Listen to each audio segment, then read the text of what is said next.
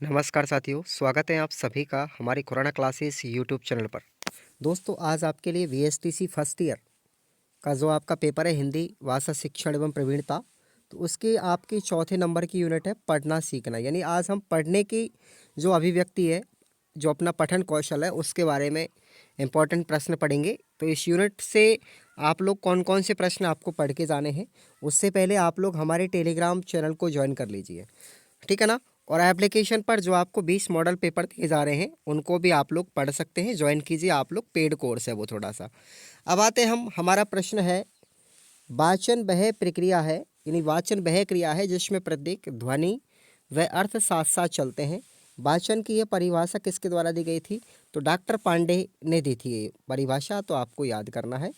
Next question है, किस प्रक्रिया से छात्रों में योग्यता का विकास और ज्ञानार्जन का विकास होता है?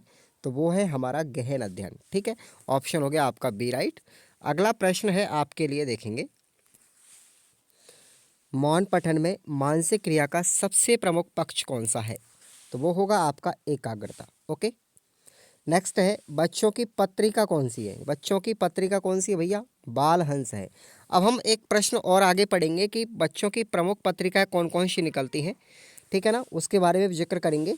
यहाँ पर आपको दो प्रश्न, एक ऐसा प्रश्न जरूर आएगा, निम्नलिखित में से शब्दकोशों में निम्नलिखित जो शब्द आपको दिए गए हैं चार, इनमें शब्दकोश के अनुसार, शब्दकोश के क्रम के अनुसार सबसे पहले कौन सा अक्षर आएगा? तो देखिए आपको यहाँ पर चार ऑप्शन दिए गए हैं, संतोष, सृष्टि, सौरभ और सुवर्ण। तो इनमें सबसे पहले आएगा साथियों सुवर्ण। ठीक है, नेक्स्ट है कि शब्दकोश के क्रम के अनुसार सबसे अंत में आने वाला शब्द है, तो वो हो जाएगा यहाँ पर मृणमयी। ठीक है, महेंद्र है, मुकुल है, मुबारक है, इनमें से कौन सा सबसे अंत में आएगा? ये आएगा अपना मृणमयी। ठीक है, तो चलिए अगला प्रश्न आपके लिए हम बता देते हैं। नेक्स्ट, सस्वर वाचन की चार विशेषताएं छोटे प्रश्नों में पूछा जाएगा। तो सस्वर वाचन का मतलब होता है कि भाई बिना होठ हिलाए, बिना गर्दन हिलाए, मन ही मन में हम जो पढ़ते हैं वो हमारा मौन वाचन है। और मौन वाचन के बाद बात करेंगे हम, ये प्रश्न हो गया आपका। और अब बात करते हैं सस्वर वाचन की। तो सस्वर वाचन की चार विशेषताएं हैं। सबसे पहले कि ध्वनियों, शब्दों की ध्वनियों का ज्ञान होता है, शब्दों का अर्थ पता चलता है, और वाचन का ढंग भी हम सीख पाते हैं, और ब्राह्म चिन्हों का भी पता चलता है। तो ये सस्वर वाचन की चार विशेषताएं आपको याद रखनी है। नेक्स्ट प्रश्न पर हम आते हैं। देखिए, वाचन किसे कहते हैं? वाचन किसे कहते हैं? लिखित भाषा में जो अभिव्यक्त विचार भाव है, उनको मौन व सस्वर के रूप में पढ़ने की जो क्रिया होती है, या तो हम सस्वर के रूप में पढ़ेंगे या फिर मौन वाचन के रूप में पढ़ेंगे, तो हमारा वाचन कहलाता है। ठीक है ना, मौन रहकर किसी चीज़ को पढ़ते हैं या सस्वर रूप में रहकर के हम पढ़ते हैं, उसको हम वाचन कहते हैं। नेक्स्ट प्रश्न है आपका, यहाँ पर देखिएगा, पठन के स्तरों का उल्लेख, पठन के स्तरों का उल्लेख कीजिए। तो पठन कई प्रकार के होते हैं, जैसे चित्र पठन है, शब्द पठन है, शाब्दिक पठन है, चिंता चिंतनात्मक पठन है, या फिर सृजनात्मक पठन है। तो ये अपने पठन के स्तर हो गए। नेक्स्ट प्रश्न पर हम आते हैं, शब्द पठन और शाब्दिक पठन, इंपॉर्टेंट प्रश्न है ये, इनमें अंतर क्या है? शब्द पठन में दृष्टि क्षेत्र सीमित 2 या 3 शब्दों तक होता है, जबकि शाब्दिक पठन में जो विस्तृत वाक्य और वाक्यांश होते हैं।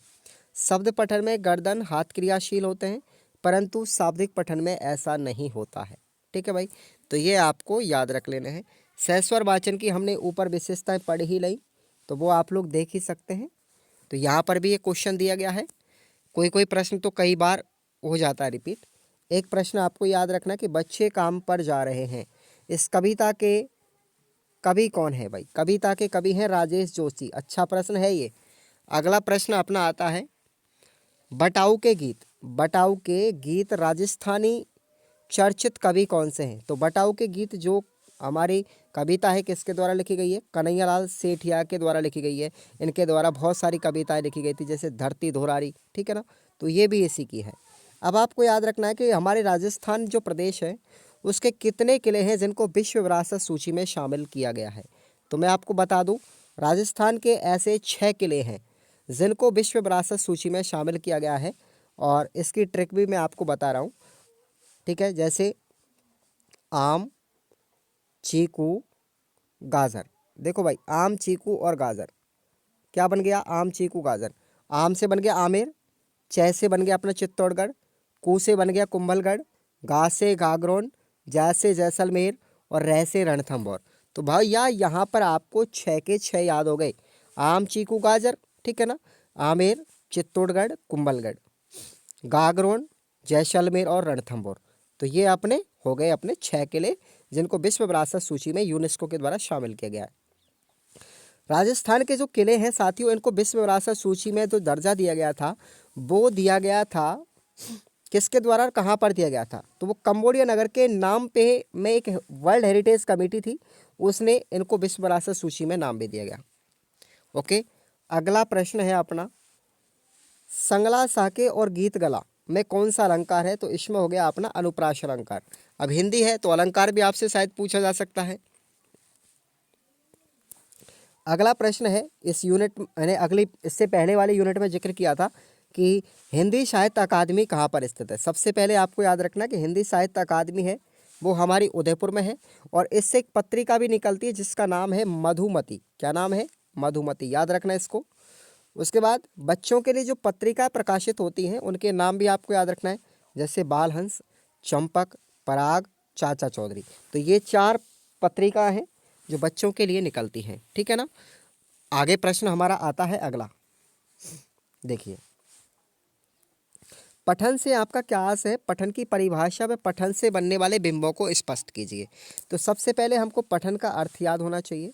भाषाई कौशल जैसे सुनना, बोलना, पढ़ना, लिखना। भाषा के उक्त 4 कौशलों में पढ़ना एक महत्वपूर्ण प्रक्रिया है। इसमें बालक लिखित या मुद्रित पाठ्यांश को जोर से बोलकर या मन में पढ़ करके उसका भाव ग्रहण करता है। यदि बालक अनुच्छेद को पढ़ने के बाद भी उसमें से प्रश्न पूछने पर अपेक्षित उत्तर नहीं देता है तो स्पष्ट है कि उसने अनुच्छेद का वाचन ही किया है, पठन नहीं किया, मतलब ठीक से पढ़ा नहीं, पाँच तो लिया उसको लेकिन पढ़ा नहीं है। अगर बात करें पठन की परिभाषा की, तो किसी लिखित या मुद्रित पाठ्य वस्तु, भाषा या चित्र को देख करके उसके भाव या आशय को समझना या फिर उसका अर्थ ग्रहण करना क्या कहलाता है, पठन कहलाता है। पठन के शिक्षण की बात करें तो पठन एक ऐसी प्रक्रिया है जिससे बालक सीखकर ही प्राप्त करता है। क्रमबद्ध या विधि पूर्वक बालक को पढ़ने का अभ्यास देना पठन शिक्षण कहलाता है। विदित है कि हिंदी भाषा में जैसा लिखा जाता है वैसा ही पढ़ा जाता है, अतः बालक पढ़ना जितना शुद्ध जान जाए उतना ही उसका लेखन भी शुद्ध हो जाएगा। पठन शिक्षण से आशय है कि बालकों को वर्णमाला सिखाना, लिखित सामग्री का वाचन करना सिखाना और पठित पाठ से संबंधित अर्थ ग्रहण कराना। अब इसमें कई प्रकार के वास्तविक रूप से देखा जाए तो इसके बिंब भी बन जाते हैं, तो ये पॉइंट आप लोग छोड़ दीजिएगा, बिंब वाला प्रश्न आपसे नहीं आएगा। अगला प्रश्न है, पठन और वाचन में अंतर क्या है। अच्छा प्रश्न है ये, पठन और वाचन में अंतर। तो लिपि प्रतीकों की पहचान, अर्थ ग्रहण और उनका पूर्वापर संबंध जोड़ते हुए पूर्ण आशय समझ लेने का नाम ही क्या है, पठन है। पठन में सहस्वर और मौन वाचन दोनों आते हैं। मौन पठन पाठ्यवस्तु के मूल भाव को शीघ्र ग्रहण करने की शक्ति प्रदान करता है। मानव जाति द्वारा अर्जित ज्ञान राशि लिखित रूप में विद्वान है, उसका उपयोग पठन के द्वारा ही हो सकता है। विद्यालय द्वारा प्रदत्त सबसे अधिक उपयोगी कौशल या बौद्धिक प्रक्रिया क्या है, पठन शिक्षण ही है। पठन में कौशल प्राप्त करने के बाद बालक शिक्षा ग्रहण करने के योग्य हो जाता है। अब यहाँ पर हम इसके अंतर की बात करें तो वाचन पठन की पहली सीढ़ी होती है। वाचन के बाद ही पठन कौशल का विकास होता है। लिपि प्रतीकों को पहचानकर उसको जोर जोर से इस प्रकार बोलना कि श्रोता उसका आनंद ले सके, वो क्या है, वाचन है। वाचन में शब्द तथा वाक्यों का सामान्य अर्थ ग्रहण होता है, परंतु पठन में वाक्यों अनुच्छेदों का अर्थ ग्रहण आशय बोध दोनों होते हैं। पाठ्य सामग्री में दिए गए वाक्यों अनुच्छेदों से जो लाक्षणिक व्यंजना प्रधान अर्थ प्रकट होता है, बालक पठन करते समय उसको समझता चला जाता है। वाचन का महत्व प्राकृतिक जो प्राथमिक कक्षा है उनमें विशेष रूप से किया जाता है, जबकि पठन जो है उसका उपयोग उच्च प्राथमिक कक्षाओं में होता है। ठीक है, तो दोनों में डिफरेंट है। वाचन के अगर तत्व आपसे पूछे जाएं तो देखिएगा, ध्वनि के प्रतीक वर्णों को देखकर पहचानना, वर्णों के प्रयोग से शब्दों का निर्माण करना, शब्दों को उचित सोपान में बांटकर उचित गति से उच्चारित करना, वाक्य को सार्थक इकाइयों में बांटकर पढ़ना, शब्द के संदर्भ के अनुसार शब्दों का भाव ग्रहण करना, लेखक के विचारों को समझकर पूर्व अर्जित ज्ञान से पठित सामग्री का संबंध स्थापित करना और निश्चयात्मक बुद्धि से पठित सामग्री पर अपना मंतव्य स्थिर करना। तो ये आप लोग पढ़ लेना भाई, ठीक है। नेक्स्ट हम प्रश्न पर आते हैं। आइए, अगला इंपॉर्टेंट प्रश्न है अपना भाई, शब्द पठन विधि और वाक्य पठन विधि, इसको अंतर सहित आपको समझाना है कि शब्द पठन किसे कहते हैं और वाक्य पठन किसे कहते हैं। शब्द पठन जो विधि है साथियों, इसकी दो विधियां होती हैं। इसमें दो विधियां अपनाई जाती हैं शब्द पठन शिक्षण के अंदर। पहली है ध्वनि साम्य विधि। इस विधि के अनुसार ध्वनि में समान शब्दों का साथ साथ उच्चारण सिखाया जाता है, जैसे कल, खल, फल, जल, लोटा, खोटा, मोटा, पक्का, धक्का, उपचार, प्रचार, सब कुछ आता है। बच्चा समान ध्वनि वाले शब्दों के उच्चारण में रुचि लेता है, इसलिए इस प्रकार के खेल खिलाए जाते हैं। तो होता है ध्वनि साम्य विधि। उसके बाद दूसरी विधि है देखो और कहो। बच्चे को कोई चित्र दिखाया जाएगा, ठीक है, कोई कार्ड दिखाया जाएगा, उस कार्ड के माध्यम से बच्चा फिर उसको पढ़ना सीख जाता है कि भाई इस कार्ड पर क्या लिखा है। जैसे गाय का चित्र बना दिया तो भैया बताओ ये किसका चित्र है, तो बच्चा कहेगा एक गाय का चित्र है। उसके बाद दूसरी आती है हमारी वाक्य पठन विधि।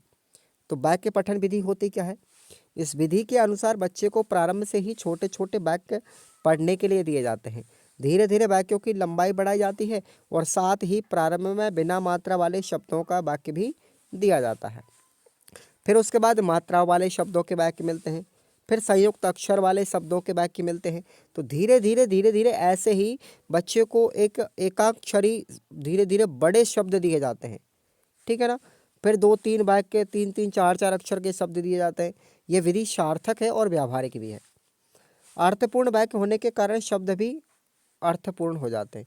साथ ही उनमें विभिन्न प्रकार के शब्दों वाले वाक्य सुगमता से बताए जा सकते हैं। तो ये हमारी है वाक्य पठन विधि। नेक्स्ट अपना प्रश्न आता है, देखिए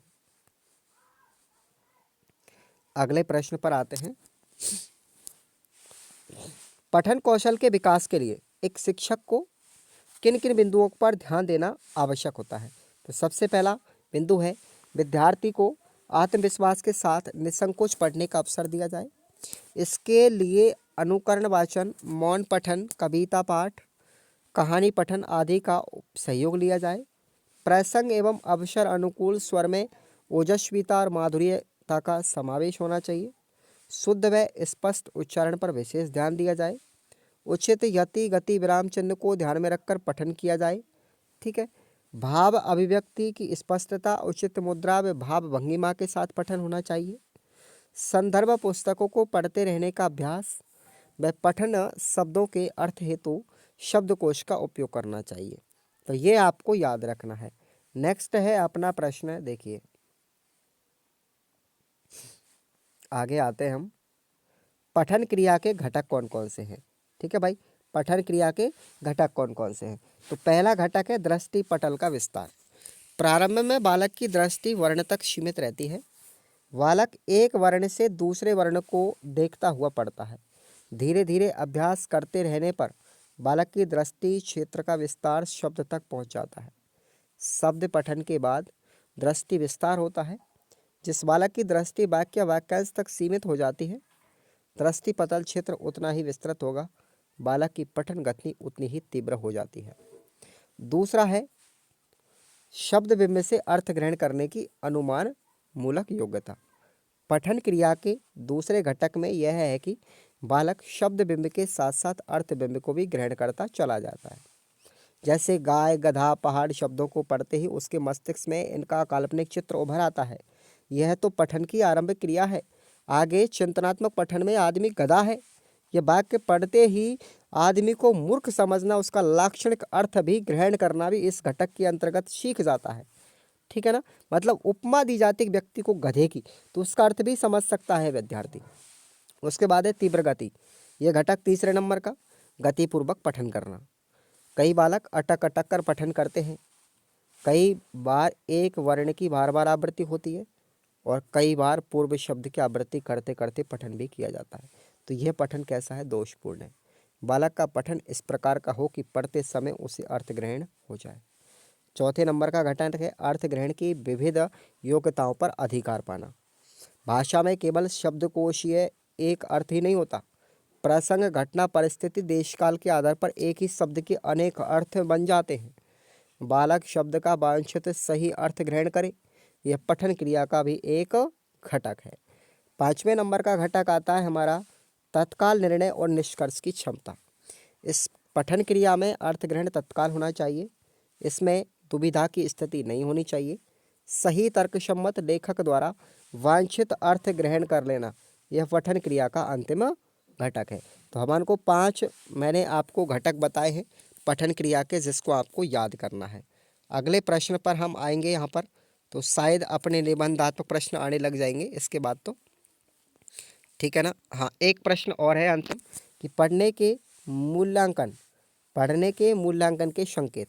तो संकेत देखिए आप लोग, आनंद लेते हुए कविता को पढ़ना, आवश्यकता अनुसार शब्दों पर बल देना, पढ़ी हुई कविता को अनुमान से आगे बढ़ाना, कविता कहानी का अर्थ समझते हुए पढ़ पाना, कविता या कहानी के घटनाक्रम को अपनी कल्पना से आगे बढ़ावा देना, पढ़ी जा रही सामग्री में आए अपरिचित शब्दों का संदर्भ के आधार पर मतलब ढूंढना। तो इस प्रश्न को आप लोग पढ़ेंगे। उसके बाद आते हैं अपने निबंधात्मक प्रश्न, और मैंने हर वीडियो में जिक्र किया है कि मैं निबंधात्मक प्रश्न वीडियोज़ में नहीं बताऊंगा, क्योंकि मैंने निबंधात्मक प्रश्नों के लिए आपको छोटे बड़े जितने भी प्रश्न हमारे निबंधात्मक सहित बनते हैं इंपॉर्टेंट, ऑल ओवर यूनिट से, ऑल ओवर अपने पेपर से, ठीक है, जितनी भी अपनी सीरीज़ वगैरह है, किताब है, उनसे, तो आपको मैंने हैंड रिटन चीज़ें प्रोवाइड करवाई हैं 20 मॉडल पेपरों के माध्यम से। आप लोग उनको पढ़िए, आपकी आराम से अच्छी परसेंटेज भी बन जाएगी, आप लोग फेल होने के कगार पर भी नहीं रहोगे, और आप उनको पढ़ के चले जाना, बस आपका काम सिद्ध हो जाएगा। कोई चिंता नहीं करनी है, मात्र 109 रुपये आपसे पेमेंट लिया जा रहा है, कोई ज़्यादा बड़ी फीस भी नहीं है अपनी, ठीक है साथियों। तो खुराना क्लासेज ऐप पर जाइए, या फिर आप हमारे टेलीग्राम को ज्वाइन कर लीजिए, वहाँ भी आपको लिंक मिल जाएगा। धन्यवाद।